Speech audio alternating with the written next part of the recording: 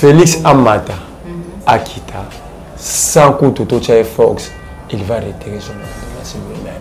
Une ordonnance est toujours annulée par une autre ordonnance. Okay. Donc, attends Félix Aché. Tant que le peuple a Robimana Baba a l'obité à retirer. L'Icanisa Félix est besoin de terrain parce qu'il n'a pas besoin des élections. C'est à Félix Tshisekedi et à ses ministres et aux députés de respecter juste ce que le peuple avait décidé au référendum constitutionnel. Et là, le peuple était que tu violer la constitution pour le peuple à l'Obakirien. Dans la table ronde, en janvier, Babi te revend la tête sur le Lumumba. Tu es bloqué. Vous avez besoin de la Lumumba. Moi, je bloc pour sauver la République de la colonisation. Quand tout bébé qui pouvoir faire ça, pouvoir y amabe, pour outil na rumo, il y a beaucoup de Rosuka Pekaka, Mabe. Et ce monde est là, Mabe Boti Malam. Bloc ou wana toyete pour trouver que Kabila a éroté Kabiso. Chacun a un cahier de charge dans le mais le bloc, c'est juste pour sauver la République de la dictature de Félix. Ce n'est pas que Martin Fayulu remonte à Kabila, Kabila remonte à Martin Fayulu. Ils ont peur de ces blocs.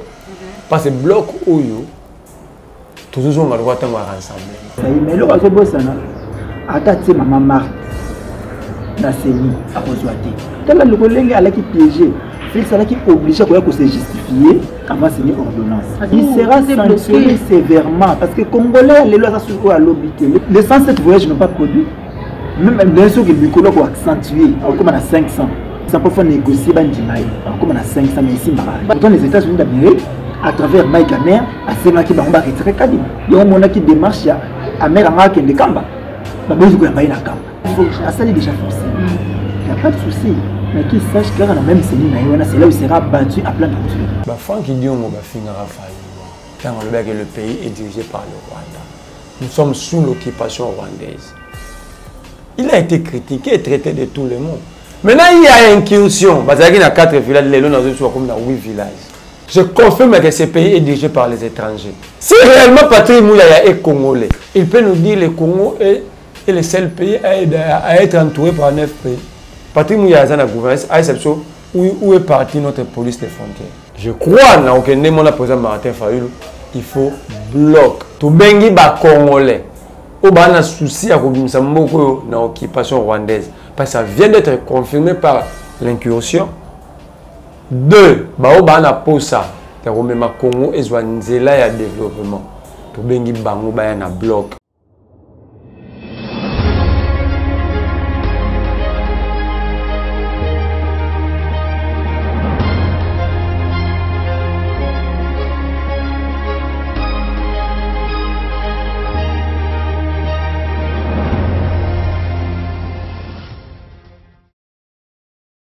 Bande Kwalanzi à Peter Télévision, la chaîne de vérité, la chaîne qui vous informe en temps réel. En gros, c'est la bino. Vous allez belé, bah, vous êtes Bakou. Il y a au pot, ça moment Joël Condé, la bande vous avez un numéro Yassika. Il y a émission vérité de tous côtés. On a d'aller dans les sémoyas, on a bino, moi, on a les mains, on vous. Il y a des vraiment longo. Donc, on a eu Matalimbo Canabiso, on a quatre émissions d'Abisso Moukomalelo.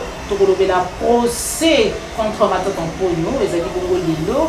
On a Maïmatali Bouganga Lunzo, on a quatre émissions d'Abisso Maïmatali incursion armée rwandaise, il y a sol congolais, on a quatre émissions d'Abisso Moukomalelo. On a Maïmatali Seni, déjà mardi lobby.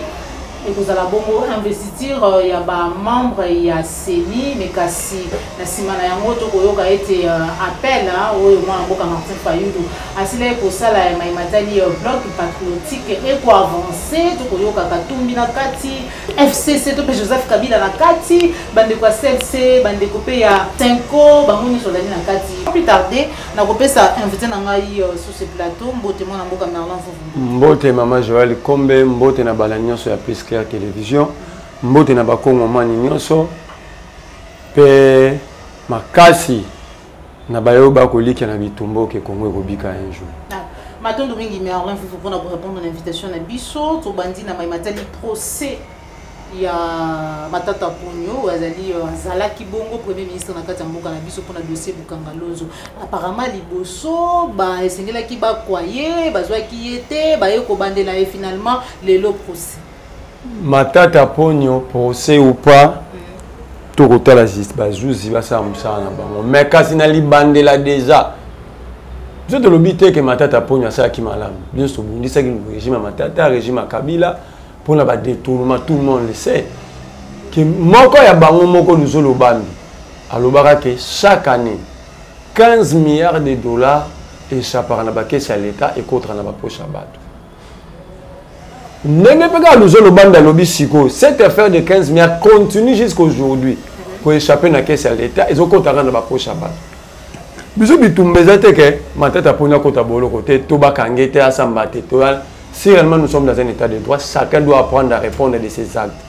Comme ça, si on répondre et on rendre tout responsable. Puis batu ba biloko à l'État. Pour l'État sur le plan juridique ils ont mututé. Ils ont société mobimba. To sangani to organiser yango nde to komi l'État, nde mibeko wana zo kokambapso yango nde l'État. Mais ça ne va pas ces années. Si Matata Pogna a répondre à procès sur Bukangalonzo, ça lève la immunité sur Bukangalonzo. Parce que tant que pour lever la immunité dans le dossier Bukangalonzo, besoin de se dire que finga qui va sénateur, la corruption, berceau dans le Sénat. Pour que la Matata Pogna ait immunité. La réalisation Matata Pogna se représentera le 12 juillet. Devant le procureur. Pendant 8 heures d'audition, le procureur avait estimé que Matata Pogna n'a pas voulu. Or, en droit, personne peut être poursuivi 2 fois pour le même fait. Infraction comme Bukangalonzo Zakate, infraction comme organisation, infraction de détournement. Est-ce que Matata était devant le procureur ou pas? Il était là.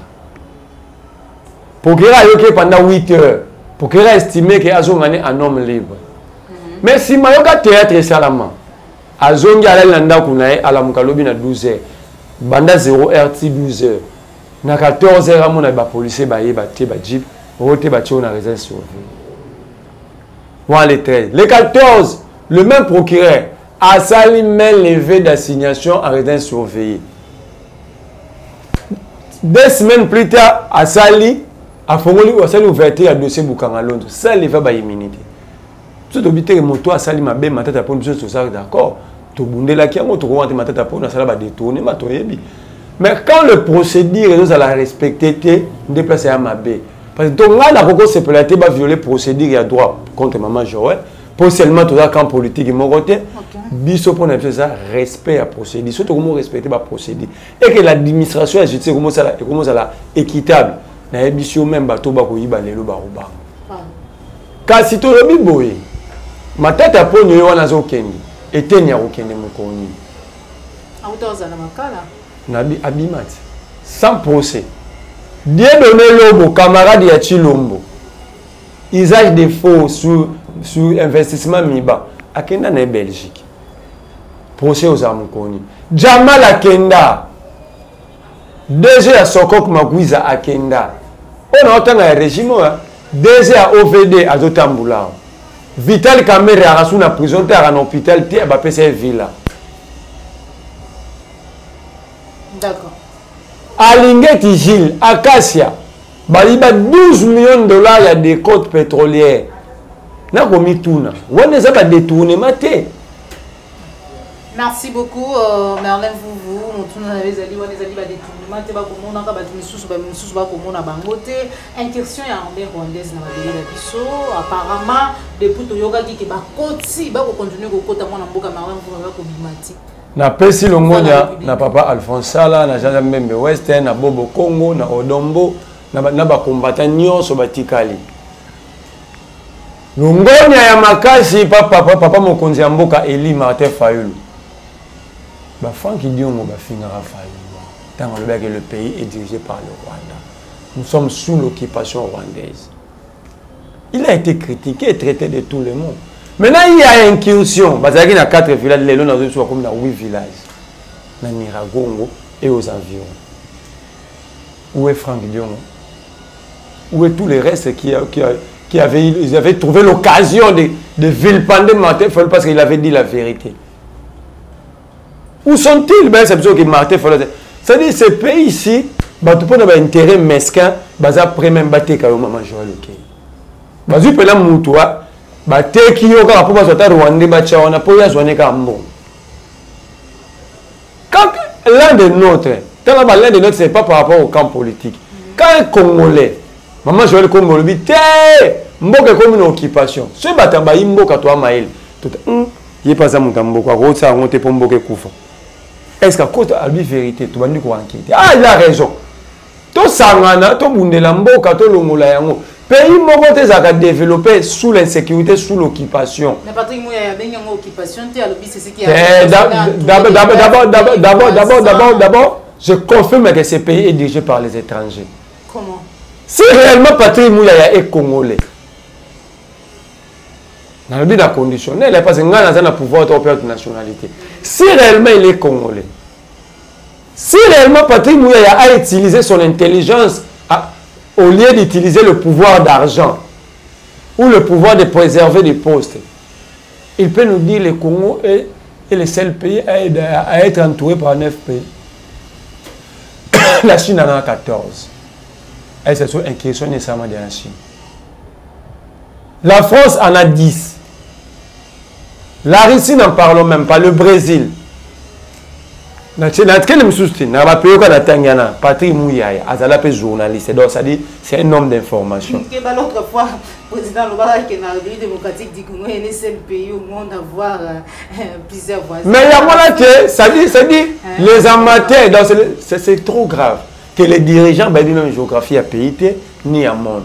Mais ils vous disent que vous voyager pour la diplomatie. C'est le premier pays au monde. Vous voyager, vous avez une relation diplomatique sans connaître même les géographies à pays au Maroc. Donc là, si Félix Tshisekedi qui n'a pas France ou a ébiné ba voisin France. Pays mo ba vendre Belgique, habiter Belgique à voisin France. C'est trop grave. Quand cela ne tienne, je dois rappeler Baron qu'il y a des pays où on a des frontières rebelles entourés de plusieurs pays qui bichou. Battant de la bichou des pays nini, ben qui fait ça malheureux là parce que c'est seulement entouré par plusieurs pays. T'es yo 9 bichou, la France en a 10. La Chine 14, la Russie n'en parlons même pas. Parce que la Russie seulement, elle a presque Europe mobile. Moi, mon nom, dans sa vidéo, Poutine a joué ça. A joué ça, Sarkozy. Bino Boza, la Russie seulement, c'est presque l'Europe mobile réunie. Dans mon nez. Est-ce que vous imaginez pays bon entouré dans combien de pays? Plus de 20 pays, la Russie a plus de 20 frontières. Et si pays n'a ça. On est parti pour échouer à sécuriser les Congolais. Nous avons des frontières rebelles, des voisins rebelles, mais 20 c'est trop. Je crois que c'est 14. La Russie, au monde, a payé les lignes, a payé les frontières naturelles. Après éclatement IRSS, par exemple, en Ukraine, en Croatie, a payé l'Union soviétique, plus de frontières. On a payé le Brésil. À 11 ou 12, la Chine 14. Et ce qui est au Brésil, qui est armé au Venezuela, les États-Unis ont combien de pays dans la frontière? Les États-Unis. Plusieurs. Ça veut dire, vous avez échoué, vous voulez justifier votre échec par la situation géographique. Et c'est Batona Bazaba responsable. Au lieu de nous sommes informés, mais nous demandons au peuple de rester calme parce que la République, le gouvernement de la République, et les forces de sécurité travaillent pour libérer ces parties à pays où ils ont subi l'incursion. Il y a l'obité, c'est parce que nous sommes entourés par les 9 provinces, par 9 frontières. Voilà le niveau. Il y a warrior, voilà warrior. Tant que warrior, Gaulois, vous avez warrior. Ils justifient l'incursion rwandaise par les 9 frontières. Donc, Papa Martin Fayulu a raison. Et les combattants qui crient, et nous tous qui crions chaque jour à l'occupation rwandaise, Papa Mwanda Beni, Papa Mwanda Loba, si Félix est sa mandat, vous aurez l'officialisation même des incursions de l'occupation. Et c'est Papa Mwanda conseil. Le débat est là. Le débat, ce n'est pas par rapport à nos frontières. D'abord, si par exemple, on a 9 frontières, Patrick Mouya a la gouvernance, à exception où est partie notre police des frontières. Tous les frontières font la sécurité. On a la police, police des frontières. Où est l'immigration quand des jeunes dans la frontière à Nezarate? On a refoulé le Pelana à Saint-Mourad, Moussala Bayebi. Pour contrôler les candidats dans la frontière, où est la police des frontières? il a fait partir, il a fallu expliquer. Et puis, ma journaliste m'a dit la conférence de presse. Pour nous, que faisait notre police des frontières au moment de l'incursion. Et puis, c'est parti à territoire national, et ça sous l'état de siège, c'est-à-dire l'armée et comme Akuna. Ceux qui vont gagner, il y a eu combien de morts de notre côté? Combien de militaires vont faire? Après ça, donc cela veut dire ici, ce pays est sous l'occupation. C'est pour cela, je crois, dans le président Martin Fayulu, il faut bloc. Non seulement pour demander de bonnes élections, mais demander à ce que pousser la communauté, montrer à la communauté maintenant que les Congolais nous sommes prêts à défendre notre intégrité. C'est-à-dire, ceux qui sont aux États-Unis, la France doit penser à financer Rwanda, pas à bêtise. Il faut montrer, il faut que les leaders congolais, dans l'esprit dans le monde, nous sommes prêts, sans vous, à défendre nos frontières. D'accord. Merci beaucoup Merlin Vouvou et Sengeli Nabana Congo Batelema Balobana Bango tout à l'heure. Martin Fayulu m'a dit Kabila, Mouzit, Katumbi, celle-ci Bazali a annoncé des actions citoyennes communes contre politisation Yasseni. Bako exiger dépolitisation Yasseni alors que déjà tout le lobby investiture et ça. Maman qu'on a investi on a été en droit il y a ce qu'on appelle la révision à 50 degrés. Une ordonnance est toujours annulée par une autre ordonnance. OK. Donc ata Félix Aché ya. Tant que peuple a robimana baba a lobité à retirer ya. Mais ce que je pense l'Ikanisa Félix les hommes sur le terrain wana parce qu'il n'a pas besoin des élections. Félix n'en a pas besoin. Donc, il y a un sali biloko nyonso. Alors ça, il y a un qui est tout rotilika. Peuple a roloba non. Na robima na babala. Na discours na ye asaki mokoleki na benga discours va valeur. Pour voir na été sur les sapons ngetoni. Na pesa encore valeur discours. Ah, il a reconnu qu'il a ce qu'a investi Kanima, c'est qu'a violé Nibeko. Lui-même l'a reconnu. Tant qu'on a fait historique à Malonda. Qui est ce pas? Mais c'est Chilombo. Est-ce que tu peux tricher à la maison en profitant du silence de tes enfants? Il n'y a pas eu grande sociale. Donc, il y a triché pour le peuple à l'obité. C'est ça, le respect des normes. Où l'homme intègre à respecter la norme, même si tu ne vas pas gagner. C'est ça l'intégrité, c'est ça l'éthique. C'est ça la probité morale. Na yebi ke maman Joël a chemo na wa na la besoin de mutabela nga muyibi toté na ozwa ngoté. Donc yo le besoin le baquet et puis la nga jamais comprendre na bango nyonso. Oza différent na Malonda pour peuple abimi na babalati. Le peuple a déjà été au référendum. Le peuple a déjà voté la constitution et va dériver dans la loi organique ezali. C'est-à-dire c'est à vous de respecter ce prescrit. Donc, demandez au peuple à chaque fois de parler, alors ne prenez aucune décision. Vous dites que le peuple aura la décision, mais nous allons appliquer. Parce que nous allons faire la au peuple à l'obité. Le peuple à l'obité, vous dites que Kadima a raison parce que le peuple à l'obité. Alors, bon fan là, le peuple aura la décision, mais nous allons appliquer. Alors, le peuple a décidé sur des normes et des principes. Il y a autant de Moka, à partir du référendum, il y a 2005, il y a la constitution. Il y a voté ce référendum constitutionnel. Dès lors que le peuple a fait un message, il a dit qu'il faut diriger un salon Mukanda. Donc Félix Tshisekedi ne peut pas justifier sa violation par le silence du peuple. Alors, ça devient la haute trahison. Parce que ce qui peut il a trahi son propre. Donc cela veut dire Félix Tshisekedi. Il peut tricher Maman Denise parce qu'Anthony Tshisekedi n'a rien dit. C'est ça en fait. Donc on va n'habiter. Le gars la Maman Denise a voyagé. C'est ça en fait. Où un parent a besoin de rester dans le droit chemin pour la bonne marche et l'éducation de ses enfants, sans même que les enfants prennent parole. Non, mais le peuple déjà a décidé dans le mode de gestion en Mboka à partir du référendum constitutionnel en 2005. C'est à Félix Tshisekedi et à ses ministres et aux députés de respecter juste ce que le peuple avait décidé au référendum constitutionnel. Et là, le peuple était que tu violes la constitution pour le peuple à l'Obagé. Non. Je pose maintenant la question à tous les députés. Notamment à Jean-Marie Loukoulas. Papa Mollet qui avait dansé. Et les uns qui avaient dit nous allons le faire. La tout n'est pas mon question. Est-ce que l'article 17 de la charte portant fonctionnement et organisation des confessions religieuses, l'autre fois comme élément de motivation pour ne pas nommer Malonda par Félix Tshisekedi, cet article a été respecté parce que la charte veut ceci.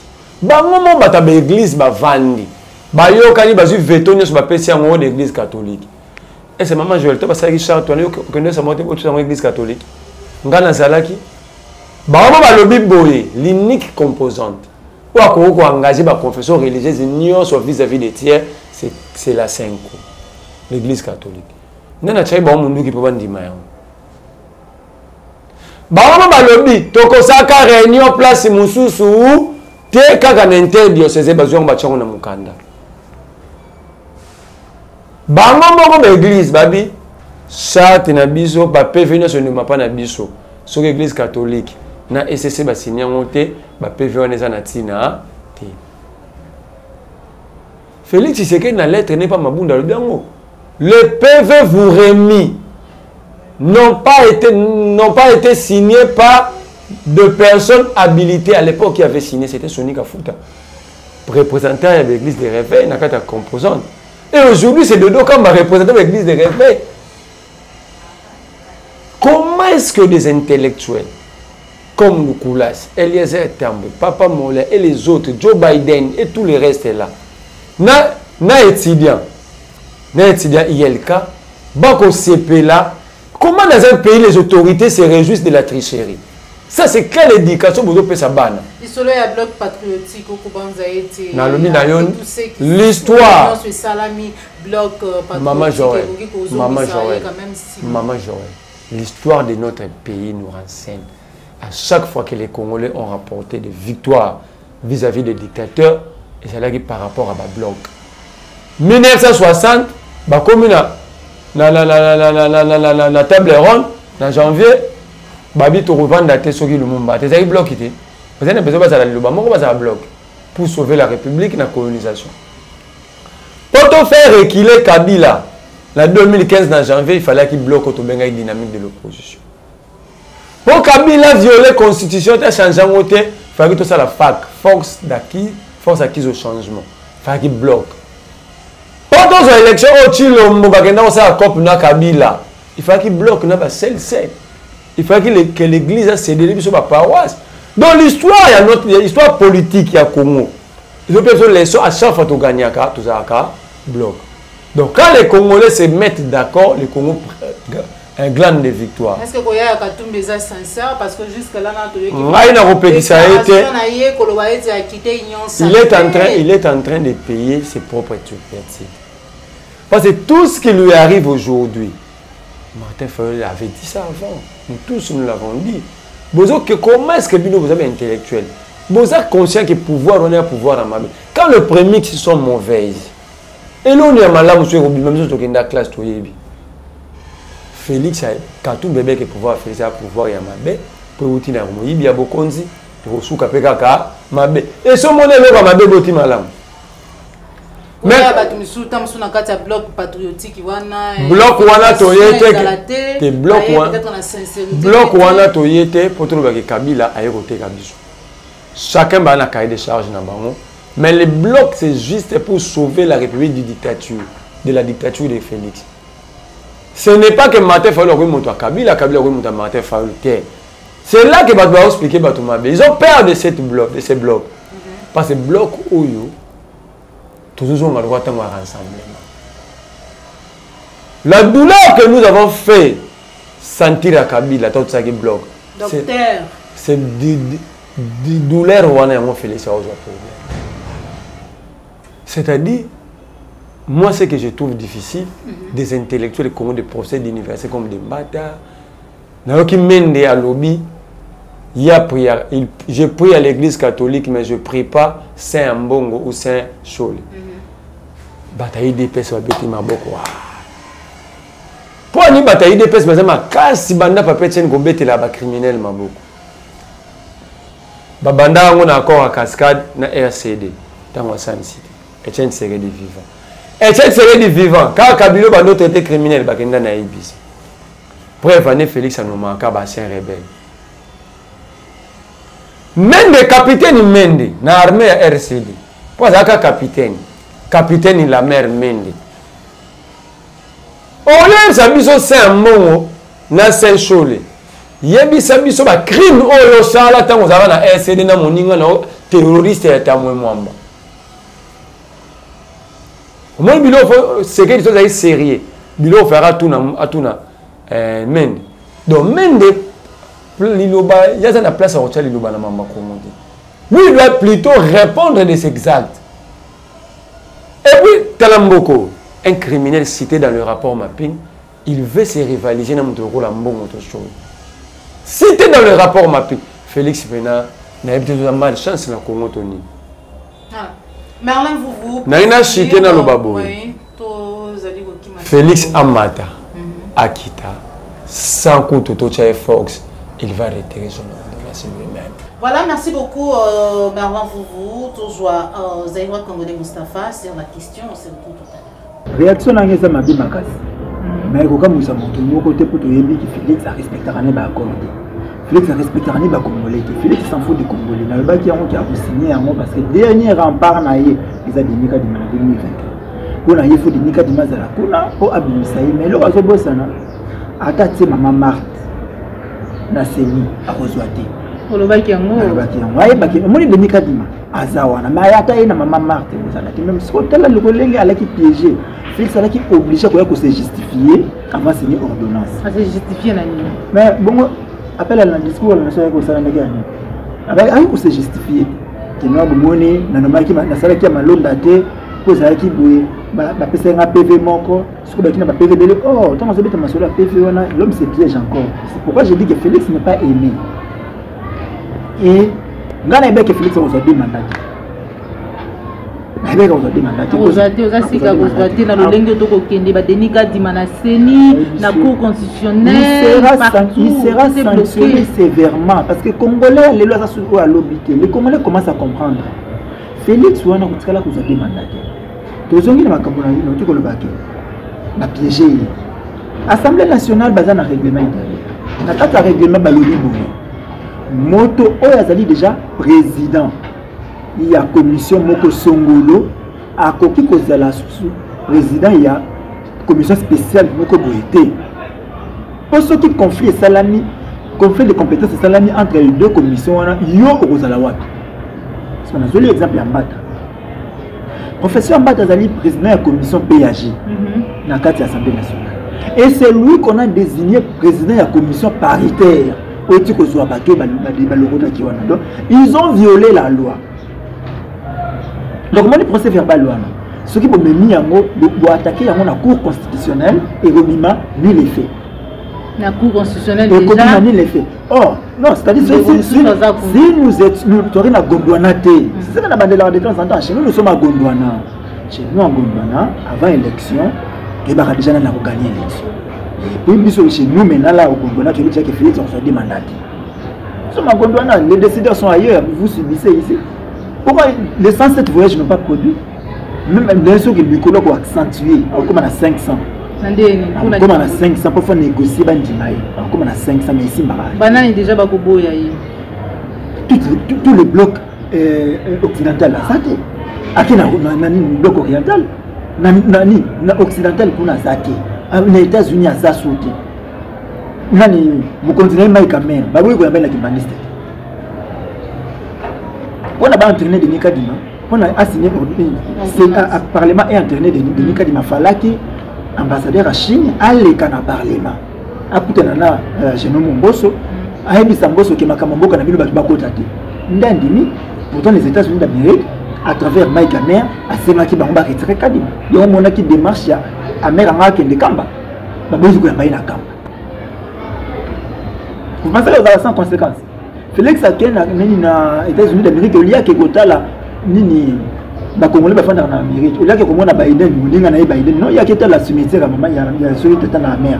Vous croyez qu'on sait le même alors, à partir de ce Lokouana, PAJ, en même temps, commission paritaire, ça montre simplement que il y a des manigances à ce qu'on a en ça est déjà forcé. Il n'y a pas de souci. Mais qu'il sache qu'il y a même c'est là où il sera battu à plein de tuer. Il sera battu le col à moi. Pour attendre la maman aussi. Il va présenter quoi dans la Congolais. Ram, non, c'est un collègue qui a un discours, on a un Congolais qui a supprimé Ram. Non. On est mettre une seule incursion armée rwandaise dans l'Est. Rien. Il y a commis une sur l'air. Mais s'il était fort, il devrait signer l'ordonnance chez lui. On a mis quoi qu'on lit la télévision. Allez, libre, mon équipe d'assaut, on est là. On a montré cher à la dernière fois. Quand vous vivez mal, maintenant on a montré cher. Lui, Félix, en 2017, il a montré Rolex. On a encore de la vie privée. Mais le coup de sa personnalité publique, il vit dans mon langage, je dois contrôler. C'est ça mon devoir étant citoyen. Voilà. Alors, représenter Bissoni Miram, alors représenter Bissoni gratuité d'enseignement et le marché de la moitié. Donc là, j'ai dit déjà que Félix a dit à Maman Martin Séné, coup d'épée dans l'eau, il va échouer dans l'élection. Voilà. Merci beaucoup, Zaïwa Congo de Moustapha. Message Nayo, na beaucoup de numéro na téléphone, na baïdion sur le Bakou Nayo, réaction Nayo vite fait, na Maïmatali signature, tout pour ordonnance, félicitations. Plus 243 89 92 31 570. Plus 243 89 92 31 570. Message est dans la conseil dans le moment où nous sommes tout comme le solo article 64. S'il vous plaît, toyez bas tant que y a la place publique, de faire sa capée information à l'âme de la bande de la mission. Pour te demander que vous nous sommes mécaniciens bateau. Ok. La personne même matin de mingi na mona mboka Martin Fayulu na ndenya bengi ba force nous sommes ensemble. Ok. Nous aussi ngambo ya mouvement citoyen o etikali na kati ya bitumba o ba somba mite na kanyaka ya bato bakini na ngambo ya Félix. O ba somba mite biso pe to constituer déjà bloc. Nous allons mener des actions ensemble pour broter dehors l'état moyen. Parlant vous sur le bédamambi Nathalie Ram. Nzela ya ministre ya communication Patrick Mouyaya porte-parole du gouvernement qui était supprimer taxe ya RAM na ba téléphone ya DG. Bo ba téléphone ni sous. On a des alliés peuple même soit alliés peuple comment qu'est-ce qui s'est passé? Soki bato bazui de loko moyibi na maele kenda. Yo somona moyibi ya maele. Suka lomba kanga bango. Ata yibi 1 mois, suka ne ba okanga. Ata bombani une semaine, idée ba. Au moins loko moyibi ndé comme ça to maele ti. Alors, que balongoli taxe à RAM na ba téléphone à DG na tuni question téléphone te fout à RAM to basim inito bazwa ngona ba téléphone to basim bon si ko biso le ko za ba téléphone to zo le basim nous ba téléphone c'est ba 3G na ba 4G comme ça bazwa RAM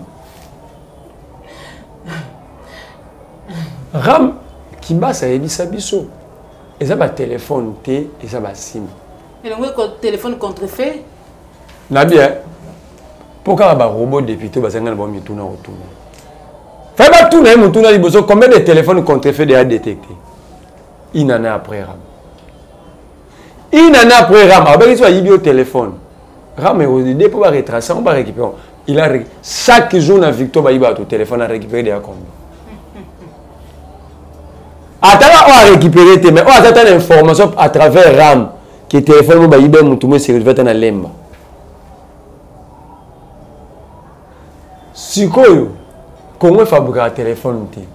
Et ça dans le domaine mon aïe bien bien na technicien des araso GSM mondial. OK. Ba contrôlable ba téléphone ba contrefait ba zakuna ni aussi. Boni l'état fout rambo mebele kuna ko mo fout ça mo biso. On te le bibo.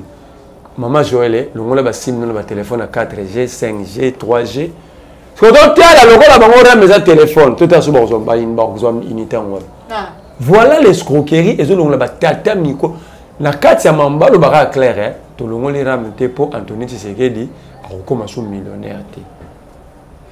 Po ya ye munde kwa kibasa maliba ya mwasi wa bala ya na Félix Tshisekedi a commencé sumini mutambongo té. Po Félix Chilombo a commencé mbongo té. Po mbongo ya bato na otanga ba on ba liaka ya. Yo za mpanisa ngoli yamba moko na ba tuna mbongo arameza loger na banki ni.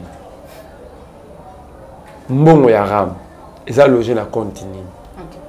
To comme na suki émission na biso bozala ke belé ba besoin ki libako ya kolanda biso mukolo malelo matono na yo Joël Go na gauche c'est d'image ozona ki sima caméra matono na cordon pima fiku na popo la yombe na bosanité na nyonso bozala ki belé pour na kosa biso na mandako na bino mukolo malelo to kutani ko mala sima suki mukolo apango biso to pe abateli biso ba kasi ya moto kabana bino Merlin Vuvu wana maye numéro ya téléphone pour na ba nyonso bozala bosenga na ya liboso na epesi na besengi ba kongomani nyonso basa adhérer na bloc wana kuna na bloc toke kokumisa Martin Fayulu te toke kokumisa Joseph Kabila te to bengi ba congolais o ba na souci ya kokumisa mboko na occupation rwandaise parce que ça vient d'être confirmé par l'incursion.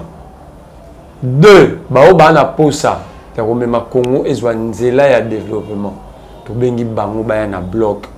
Bloc de singa ba peuple ba courageux. Un peuple qui n'a pas le courage, peuple wana qui n'a pas le sauter. Yami balé na bisi ba kongomani. Soki maponomi rozala. Tango keina maponomi komi liboso yen. Otali ndenge bana ba otanga te. Est-ce que ko prolonger ngo kende sou 10 ans bana batanga te? Okanisi ram ndenge ba kosio ke ezala kala ba téléphone. Alors c'était unité ko ta na téléphone ko ta na sim. Au kanisi ba pêcheur ya nsele bo kansane ba kosa bino na chambre froide nena ba kosa bino na bateau de pêche tant boke ko pour ma ponomi bo kanisa biloko wana bo kanisa ram bo kanisa ndenge ba papa on a 17 mois pays ba médecin ba okende grève botala ba soda ba sia ba soda bana ba soda botala ndenge ba okata mibali na bino ba na état de siège ba unité ba pour bango balia mbongo batonga bandako botala salaire ba papa mbele no bazwaka tango ke voter bo voter bo kanisa mambo nyonso. Merci beaucoup. Numéro de téléphone. Numéro de téléphone on a plus 243 89 39 31 940. D'accord. Merci beaucoup. Na ba nyonso bozala ke belé tout tani bongo ba sima. Au revoir.